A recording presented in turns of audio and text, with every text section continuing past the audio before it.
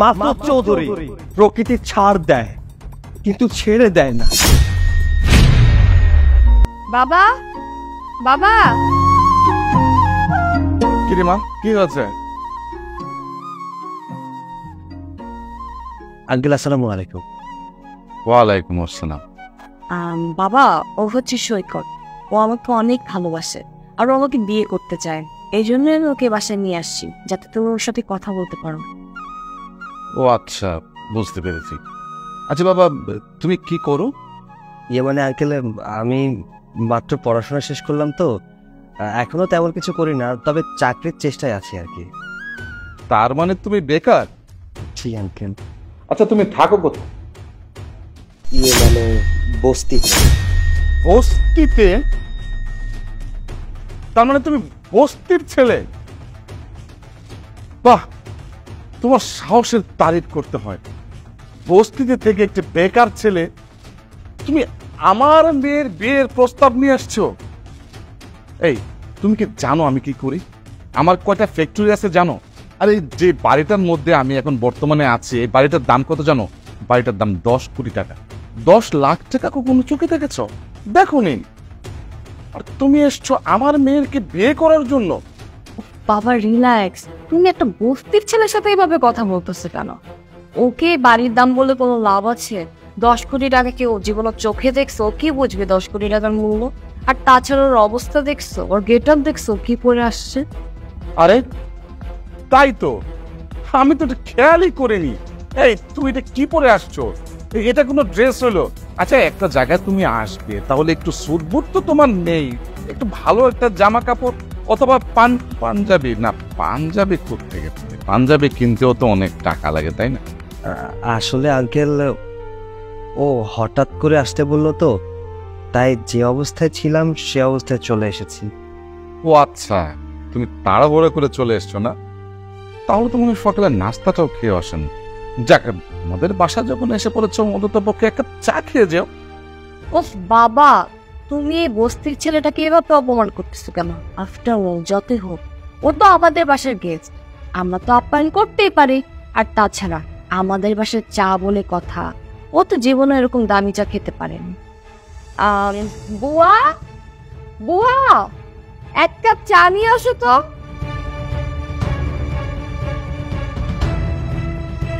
জি sir.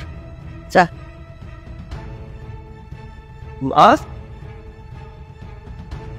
মা, তুমি এখানে বুয়ার কাজ করছো? মানে তুমি তো চাকরি করতে, তুমি বুয়ার কাজ করছো কেন? বাবা, অনেক দিন ধরে চাকরিটা নাই, খুব কষ্টের মধ্যে তো আসছিলাম, তাই কাজ পাই না দেখা কয়েকটা বছর কাজ নিছি। মানে সংসার চলবো কেমনে, আমরা চলুন কিভাবে, এই জন্যই কাজ না। বাহ, চমৎকার, অনেক চমৎকার। মা এসছে আমার বাড়িতে বুয়ার কাজ করতে, আর ছেলে এসছে আমার মেয়েকে বিয়ের প্রস্তাব নিয়ে। বাহ, অনেক ভালো। বাবা তুমি বুঝতে পারতেছো না? এগুলো তো ওরা প্ল্যান করে আসছে। মা আসছে আমাদের বাড়িতে কাজ করতে, আর ছেলে আসছে আমাকে বিয়ে করতে। তার মানে কি তুমি বুঝতেছো না? ছেলে আর মা একসাথে আসছে প্ল্যান করে আমাদের সম্পত্তি হাতানোর জন্য। চুপ করো, অনেক বলে ফেলেছো। আমরা গরিব হতে পারি, কিন্তু ছোট লোক না। আমরা মানুষের টাকা মেরে খাই না, কারো টাকায় ফুটানি দেখাতে চাই না। আমি জানতাম না আমার মার চাকরি চলে গেছে, আমি জানতাম না আমার মা মানুষের বাসায় বাসায় কাজ করছে। তাহলে আমার মাকে কখনোই মানুষের বাসায় কাজ করতে দিতাম। আমি নিজে রিক্সা চালাতাম, দরকার হয় আমার মাকে ভিক্ষা করে খাওয়াতাম, তবু আমার মাকে দিয়ে মানুষের বাসায় কাজ করাতাম। এই চুপ, একদম চুপ। ফকিন্নি বস্তি কথাটা তুই কি ভেবেছিলি? আমার মেয়েকে বিয়ে করে রাতারাতি তুই বড়লোক হয়ে যাবি, কোটিপতি হয়ে যাবি? কখনোই না। এই 10 কোটি টাকার বাড়ি আর মোট সম্পদের পরিমাণ 120 কোটি টাকা তুই হাতিয়ে নিয়ে যাবি? আমার মেয়েকে বিয়ে করার টাইম, তাহলে তোকে আমি একটা চ্যালেঞ্জ দিচ্ছি, যদি কখনো আমার সমান হতে পারিস তখন আসিস, আমি নিজে দাঁড়িয়ে থেকে নিয়ে বিয়ে দেব। মাসুদ চৌধুরী প্রকৃতি ছাড় দেয় কিন্তু ছেড়ে দেয় না। আজকে আপনি আপনার এই 10 কোটি টাকা দামের বাড়িতে দাঁড়িয়ে আপনি আমার মাকে অপমান করেছেন, আমাকে অপমান করেছেন। আমাদের দিন বদলাবে, এই দিন থাকবে না।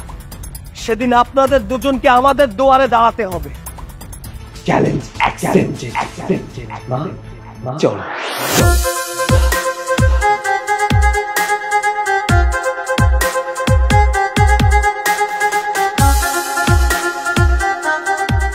বাবা, দিনের পর দিন আমাদের তো সবই চলে গেল। এখন তো ফ্যাক্টরিগুলো নিলামে চলে গেল।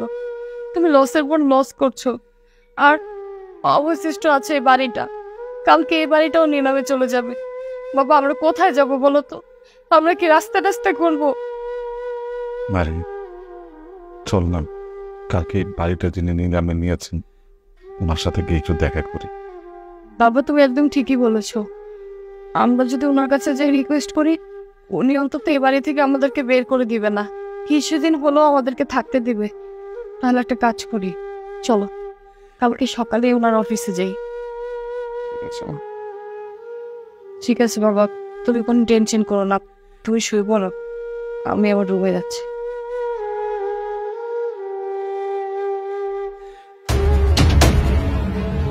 May I come, sir? Yes, come in.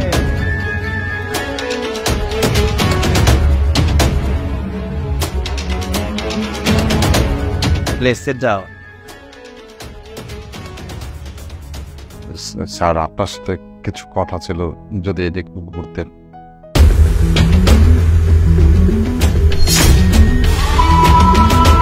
সৈকত, তুই এখানে? মানে আপনি এখানে? তুমি এই চেয়ারে বসা। কি মাসুদ চৌধুরী, অবাক হয়ে গেছে? অবাক হওয়ার কিছু নেই, বলেছিলাম না সময় বদলায়।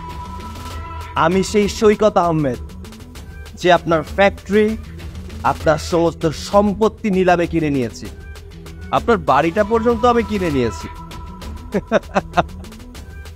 চৌধুরী সাহেব, মনে আছে সেদিনের কথা, যেদিন আপনার 10 কোটি টাকা দামের বাড়ি থেকে আমার মাকে অপমান করে বের করে দিয়েছিলেন, আমাকে অপমান করে বের করে দিয়েছিলেন?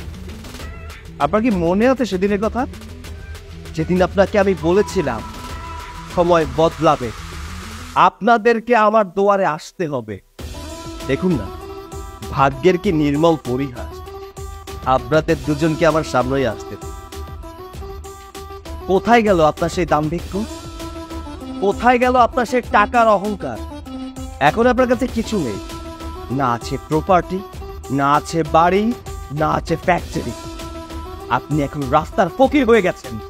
বাবা, আমি আসলে খুবই লজ্জিত। Excuse me, don't call me বাবা, call me sir, because I am the owner of this company, Chaudhary Group of Industries Limited. Oh, sorry, আমি তো ইন্ডাস্ট্রিজের নামই পাচ্ছি। আমার মায়ের নামে এই কোম্পানির নাম রেখেছি। সিরিয়াসলি, আমি কিন্তু আজকে সারপ্রাইজ। এই খুশির সংবাদটা আমার মাকে না জানিয়ে কি করে পারি? মা, মা, দেখো কারা এসেছে। কে আসছে?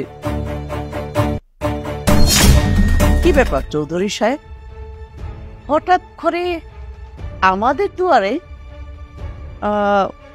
রাস্তায় বসে গেছেন নাকি? আমার ছেলে একদিন বলেছিল আপনাকে যে আপনাকে দেখিয়ে দিবে, সেটা এখন বাস্তবে পরিণত হয়েছে।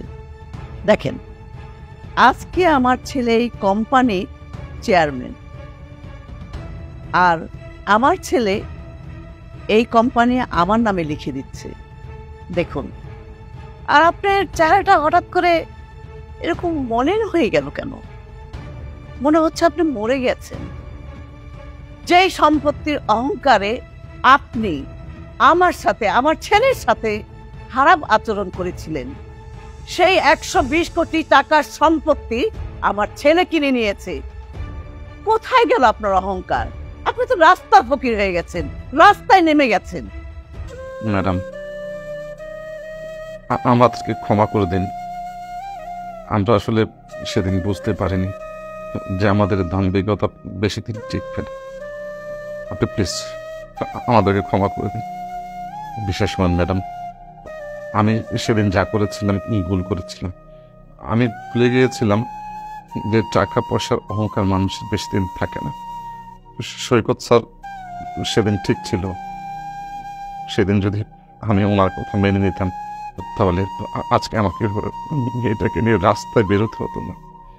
বিশ্বাস করেন না, আমি আজ পথের ফকির হয়ে গেছি। আমার আমার কিচ্ছু নেই এখন। প্লিজ ম্যাডাম, আপনি যদি সৈকত স্যারকে বলেন আমার আর আমার মেয়েকে একটু থাকার জায়গা করে দিতে, ওই বাসাতে যদি একটু একটু স্থান দিতেন তাহলে মেয়েটাকে নিয়ে আমি ওখানে থাকতে পারতাম। এছাড়া আমার আর কোনো কিচ্ছু নেই ম্যাডাম, কিচ্ছু নেই। মাসুদ চৌধুরী, এখন মায়া কান্না কেঁদে কোনো লাভ নেই। আপনারা যে দুর্ব্যবহার করেছিলেন সেটার ফল তো পেতেই হবে, এই দুনিয়াতেই পেতে হবে। সেটা এখন পাচ্ছেন আপনারা। আপনারা এখন যেতে পারেন। চৌধুরী সাহেব, এটা মায়া কান্নাকাটি করা যায়? এটা একটা কোম্পানি।